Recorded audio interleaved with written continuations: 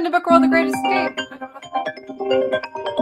Sorry about that. That's what happens when you're on live TV. Let me put that on Do Not Disturb. Sorry about that, guys. Welcome to Book World, The Great Escape. I'm author CJ Peterson, and over here is author Michael Scott Clifton. I usually have that on Do Not Disturb. Sorry about that. And down below we have author Jacqueline Smith joining us today. She is a YA author. It stands for Young Adult. Welcome, Jackie. Thank you so much. I'm so happy to be here. Yes, Jackie and I have been friends for years. Mike asked, how did you meet Jackie? Oh my gosh. Jackie and I have been friends for, what, 10 years? At least, yeah. Like we're booth buddies. We were booth neighbors at a convention, I think in Arlington. No. We've done so many, it's hard to keep track.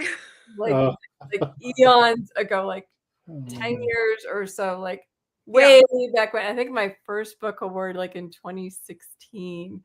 So like way back when. So it's been a long time. I'm super excited to have you on. Jackie has actually outdone me in books. I went to go get Polar book covers off Amazon. I'm like, holy cow, Jackie. I'm super excited to have her on. She's got tons of books and she's got a wide variety of books. We're going to talk about her YA books first.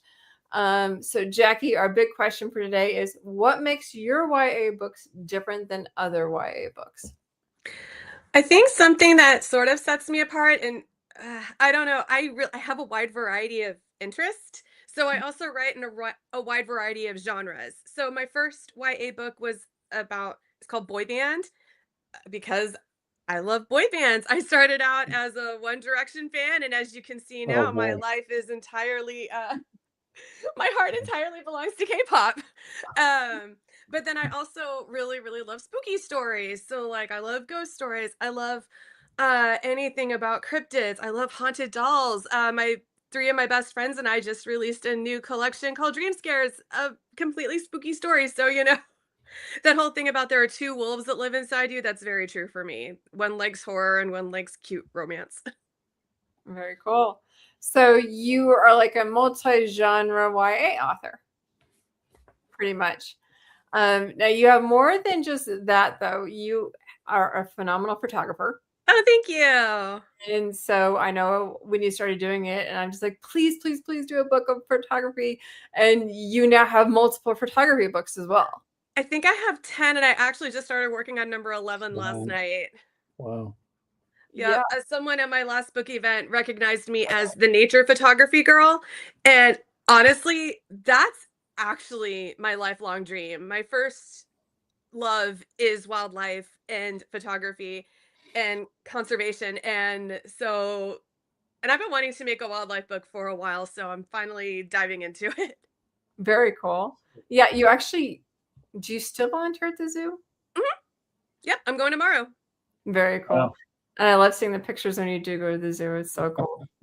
And one thing I was able to pick up last time I saw you at, was it Fan Expo Dallas? Is that where I saw you? I think so, yeah. Yeah, I was super excited to find it. You hadn't had the winter one out yet, so I was super excited when you got it. Yes! But the Solstice series books, can you explain to them what the Solstice series is? I was super excited when winter finally came out. I was able to get me too. have all of them. So I'm super excited. I have all Thank you. I so appreciate you. Combined version, don't you? This is, sorry, what? You have the combined version? Yes, this is the big version of all four. And that's actually my sister on the cover. Oh, yeah. I have all four individual. Mm-hmm. Thank you. You have the combined version. Yes. So this is a project I actually worked on for 14 years. I came up with the idea when I was in grad school taking a children's lit class, and we were studying fairy tales. And I thought, well, okay, it actually began with a snowflake necklace because I was born in the middle of a Texas snowstorm, but I've always preferred the summertime. And I was just kind of thinking about how the seasons do kind of shape our lives. Mm-hmm. And I thought, oh, it would be neat to write 4 stories, kind of fantasy inspired by the seasons. And over the years, they evolved into fairy tale retellings. Oh, and that was my computer now. It just made a little ding noise. I'm sorry. And I don't know how to turn it off.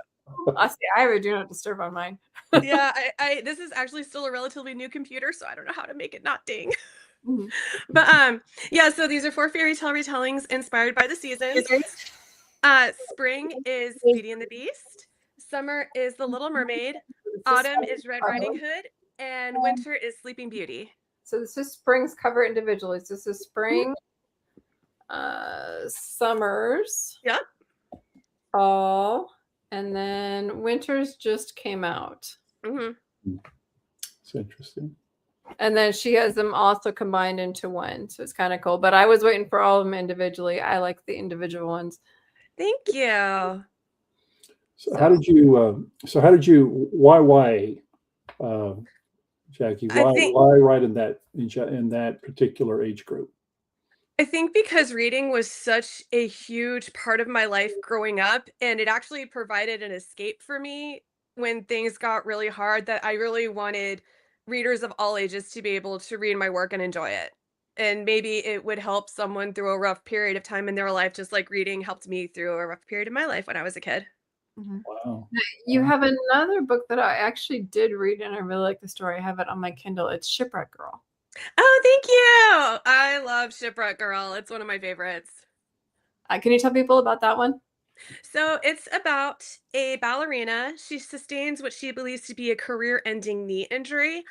But she somehow ends up auditioning for a pop punk music video. And keep in mind that I was a big fan of like music in the early 2000s/2012. Before I got into K-pop, I was a punk alternative girly, believe it or not. Um, that's something though that she would never do. But she ends up getting the part. And, she becomes friends with the band. It's kind of a found family story.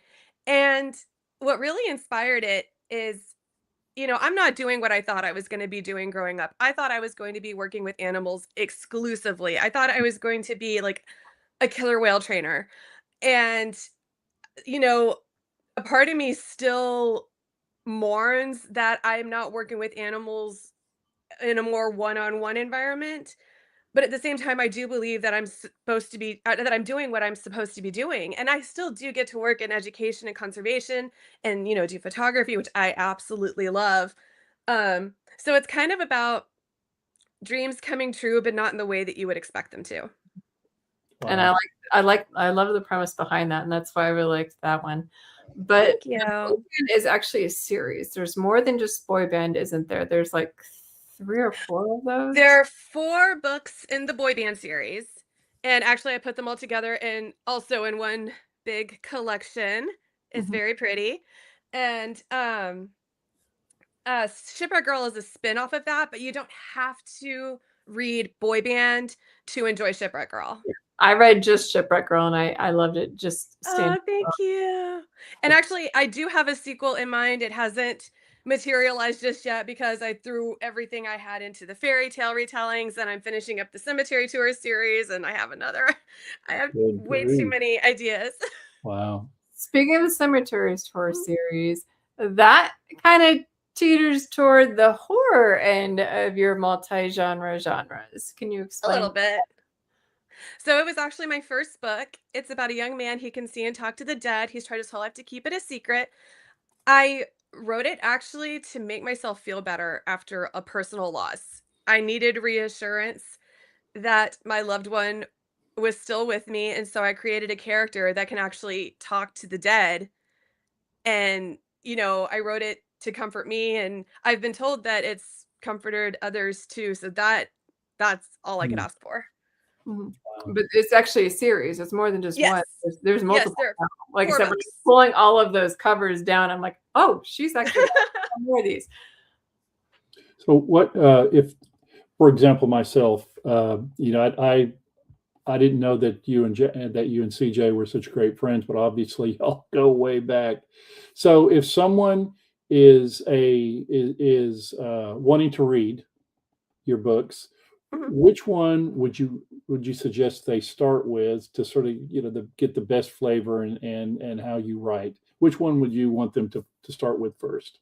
I mean, I think it wholly depends on what you like. If you like fluffy young adult romance, if you like boy bands, definitely boy band. If you like spooky horror, you could either start with Cemetery Tours, or I actually do have 2 collections of short stories that are just mine, Broken Mirror and Secondhand, that give you, and they have rom-coms in them too. So that kind of gives you a taste of both, my horror writing as well as my rom-com writing.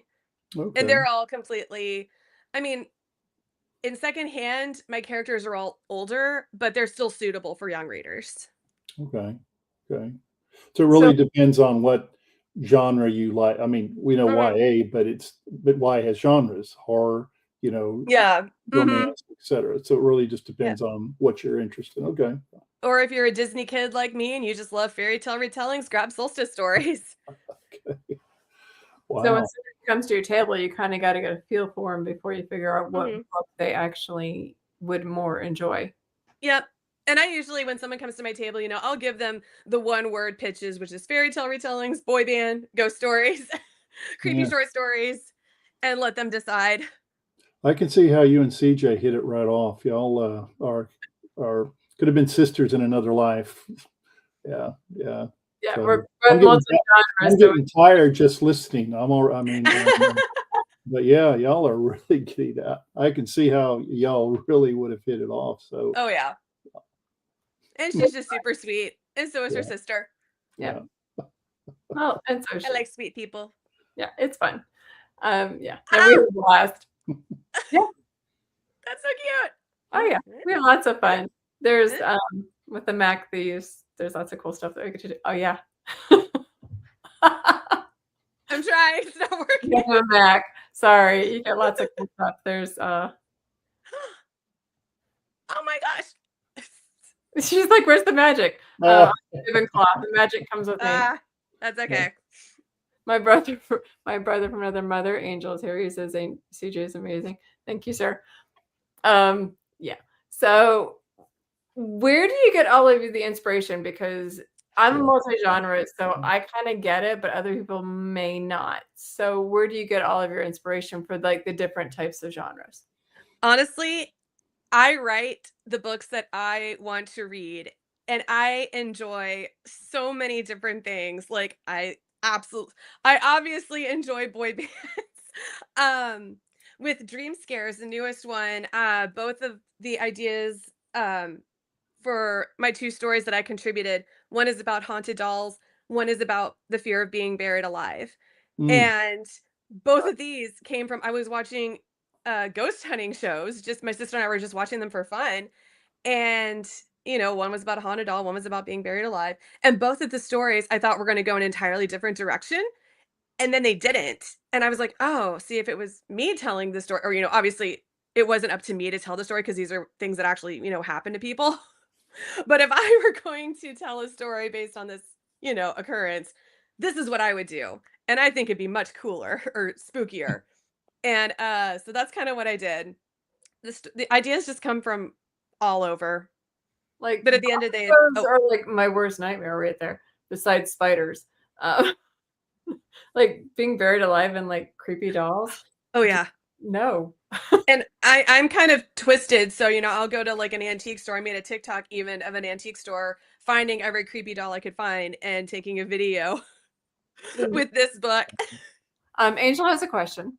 He said, now is utilizing your past and fictionalizing it a good thing?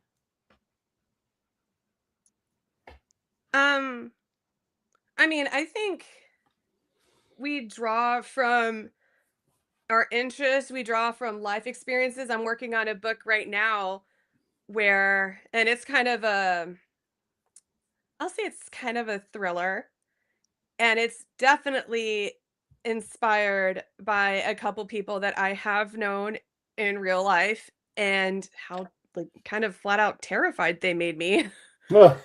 So I think it's good to draw on things that you've actually experienced for sure. It helps make your writing even more, I guess, believable. Real, Yeah, it gives it that touch of genuine fear. I know elements of my past are in different parts of my stories. I'm never going to tell you which parts are real and which parts are fiction. Those who know me, if you know which ones they are. But, it adds the elements of realism, and parts that I don't know, I've interviewed other people to pull it from. Like, I'll admit to my family who I'm like the inspirations for this character. I'll admit to them who they are because they know. One of them is no longer in my life, but one of them kind of still is. So I'm definitely not saying more than that. Not directly in my life, but I still have the connection. Mhm. So yeah. I think that's just natural, though. Especially if you write fiction, you're going to be pulling from things that you've seen or experienced in your life. Mhm. That's, I mean, it's where you get your ideas a lot, if not Well, all of them, you know. the So saying that's is truth natural. is stranger than fiction for a reason. Oh, and it's so true. Like, okay, so one in boy band, she's going through kind of like an ethical dilemma in the second book. And at one point I was actually going through a similar ethical dilemma, and I threw in a dream that I had uh into that book. So I mean, that was absolutely art imitating real life. Wow. Yeah, there was in one of mine, I actually used a real life story of a certain person, I'm not gonna say who it is, in a couple of the different stories. And I asked them to use the story and they said, sure. And someone's like, that isn't real, is it? And I said, no, actually, that one is real. Oh my And I could gosh. tell you who it was. And like, yeah, you're kidding. And I'm like, no, actually, that one is real. Um, Mm. and they're like, "Are you serious right now?" And I said, "Yeah, no, it was the person right here, and I can tell you exactly who it is." And they're just like, "Are you kidding right Yeah. now?" I said, "No." And I said, and I've told other stories about certain things that have happened. Like, I need to put that in the book. I said, I can't because it is that outlandish and people would recognize themselves and I could get sued. Um, so there are certain stories that you can't put into books and Mm. that you really want to. And then Oh, there are yeah. certain stories that you can't. But you know, you just They're reading your Yeah, book or and they say, "Hey, I know that person. I met that person. That can't be a fictional one." but there yeah. are some people that, there are people that I have put into books and they know it and they know who they are. Mm. And I've told them and they're perfectly fine with it. And the funny thing is when I put them into books, the first words out of their mouth is please don't kill me. Because I'm known as a literary assassin. So Well, some of them are Oh. just, hey, just make it a grandiose thing and I'm good. Mm. Some people are good with it, some people are not. So, it Well, works. and there are also like historical things, like for one of my stories in here, the one about being buried alive. It's called The Bells of Sycamore Hill, which Sycamore Hill is a fictional cemetery, but the idea of cemetery bells is 100% true. And someone actually came up to me and asked me, this isn't real, right? And I said, no, no, no. Cemetery bells are a real thing that back, especially like in the days of cholera, when Uh-huh. people were dying left and right and they didn't necessarily have time to check and make sure that you were dead before they threw you in the ground, they would attach a little bell over your gravestone and attach the string down to your hand. And if you woke up underground in a coffin, you could tug on that oh my bell and it would goodness. ring. Yep. And oh my God, I'm getting chills talking about it because when I found out about those, I was like, that's one of the most terrifying things I've ever heard. Oh my God, I want to write a story about it. No, that's real. So I actually had someone actually come up to me this weekend and be like, that's not real, right? And I'm like, it No, is. that's a real thing. I thought everybody knew that. I thought so too. But well, okay, I didn't, to be fair, I didn't know about it until I watched that ghost hunting show. I thought I think it everybody was knew that. I didn't. No, I think it was Paranormal Caught on Camera and it was just like a couple years ago that I was watching it and found out about him. Huh. I thought It's new everybody meaning knew to ring that. a Yeah, bell, especially doesn't it? flags and all that stuff. They did that because Hmm. they just didn't have time to check everybody. So they just Yeah. ran the wrist to make sure that Yeah. we had that Hmm. option. Yep, nope, I didn't know that either. So, that's what one of my stories is about because that just creeped me out so much. It is. That is creepy. Mhm. I thought everyone You're knew. buried underground and you ring a Yep. bell. You buried somebody alive. Oh my gosh. Mhm. Wow. Yeah, Yeah, I so thought Edgar Allan everyone knew. Poe, he had a valid reason to be afraid Yeah. of being buried alive. Golly. So, I'm Wow. sorry we just buried you accidentally. Good thing we attached a bell to your hand. Yeah. Yeah. Yeah, so and I then they mean, would have someone waiting, like an overnight Yeah. watchman listening, and if they hear that bell, they go, "Oh man, we gotta dig this person up, come on." Oh wow. well, and now they do autopsies now before they put them in the ground. So Yeah, you live and learn. I, what if they weren't dead before they did the autopsy? That would be terrifying. Like Just you put it wake out up with okay. This is getting Hey, there's maybe another book. putting it out there. slowly not YA. No. Okay. Next. So question: are you a planner or a pantser? I am definitely a pantser. Yay! I sit down at the computer. I watch my story like a movie in my head, and I write what I see. Yep. Yes, just like me. Right. Yep. Twinsies. That's exactly what I do. So next question. If you were to give advice for somebody who maybe wanted to start like writing YA, what would that be? My advice to you would be just do it. Because first of all, there is no one correct way to tell a story. Right. Only you can tell the story that has I don't know, I kind of view stories as like external entities, and they kind of pick you and they choose you to tell them. That sounds very kind of like hippie-ish, I guess, but it is. It's kind of stories are their own entity, and only you can tell your story the way that it wants to be told. Mm-hmm. So, people come to me and they're like, hey, I have a story. And I'm like, great, write it. And they're like, well, no, I want to write it. I'm like, no, if the story's given to you, then you need to write the story. Exactly. And again, don't be afraid of making mistakes. Don't be afraid, because you'll go back and re-edit it like 850 times. I can't even count the number of drafts that Solstice Stories has, because I mean, again, 14 years it took to get this right. So there's no time limit. I'm sorry? What would you say though, because this is a big issue, we've talked about it before on Book World, we'll probably come back to it, circle back to it at some point, but the use of AI in writing. I almost flicked off the TV, so that's how I feel. I just remembered it's a YA talk show. Oh, I will not touch AI. I will not touch a book that was written by AI. As an environmentalist, I really don't like the impact that it's having on our world. I'm actually a part of the Anthropic lawsuit that, because they pirated my books. I don't know why they pirated Boy Band, but they decided to. So yeah, no, I am very anti-AI all the way. So let me ask you this, playing the devil's advocate, because I'm totally opposed to it as well.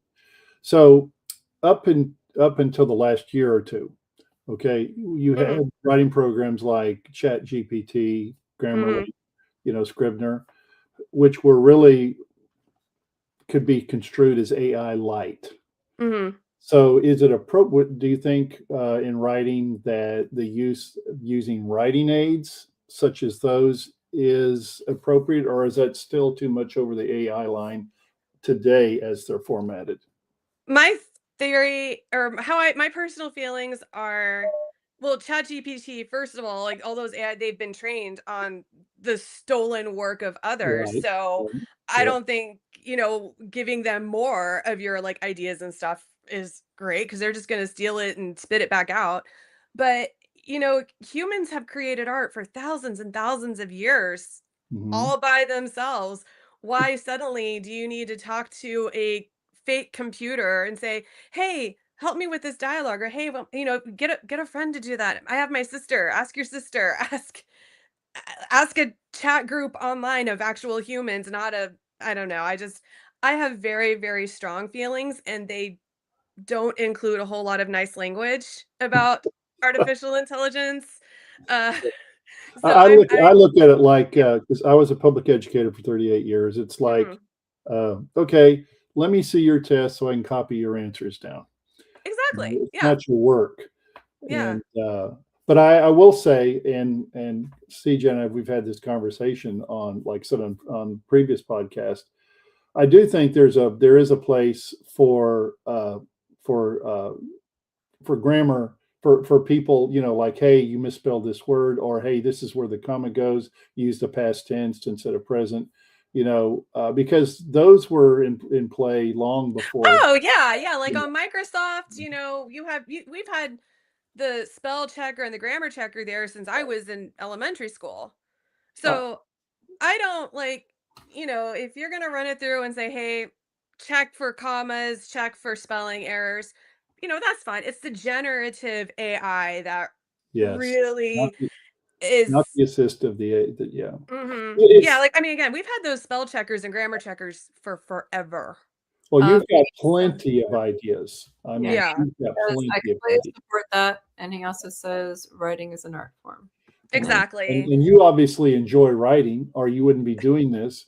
And so, that just it circles back to why are you, if you can't do your own work, why are you doing it? Because you're not doing Exactly. fulfillment. But anyway, I'm sorry, we got sidetracked. Oh, no. It's something we should all absolutely be talking about. And there's something else I've heard about, like, in schools. You mentioned you were an educator. I've heard that now to grade SATs, they're running it through AI, and it's either man. all or nothing. So, Really? like, if it sees even one thing that's wrong, they're going to be like, "Oh, this person failed," when it's like, "Oh, no, wait a minute. No." Huh. And it spits out incorrect information all the time. It's been known to make up, like, Hmm. court cases in actual courts of law, and I just don't see how anyone can trust it. I think that's one of my big issues is, Mhm. I barely trust Google. I barely trust Wikipedia because I know people can edit it. Oh, yeah.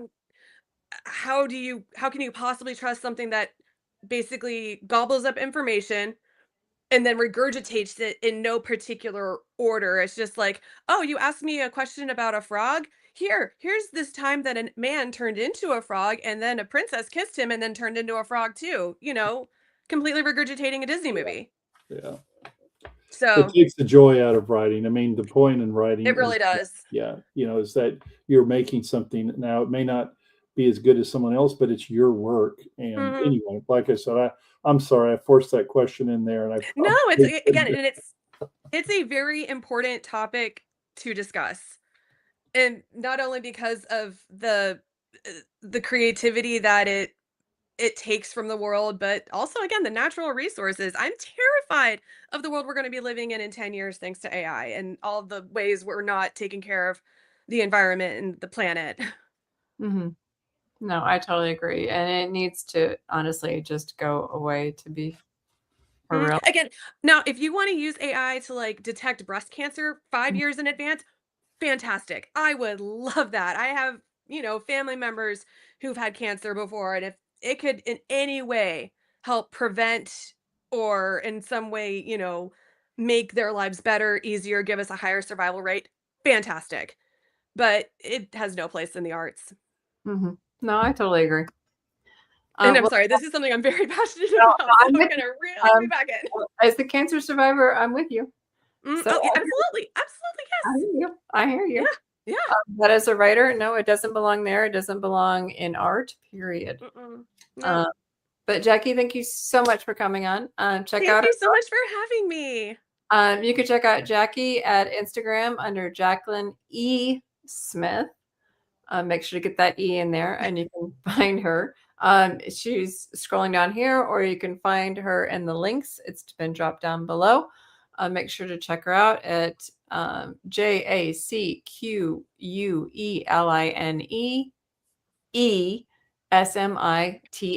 on Instagram. Make sure to check us out. You can check us out next week. We're going to have Kay Latham from East Texas Writers Association. She is our president. We're going to talk about the East Texas Writers Association next Wednesday at 4:00. Jackie, thanks for joining us. You're always a treat to have on. Make sure to check her out. What is your next Comic-Con?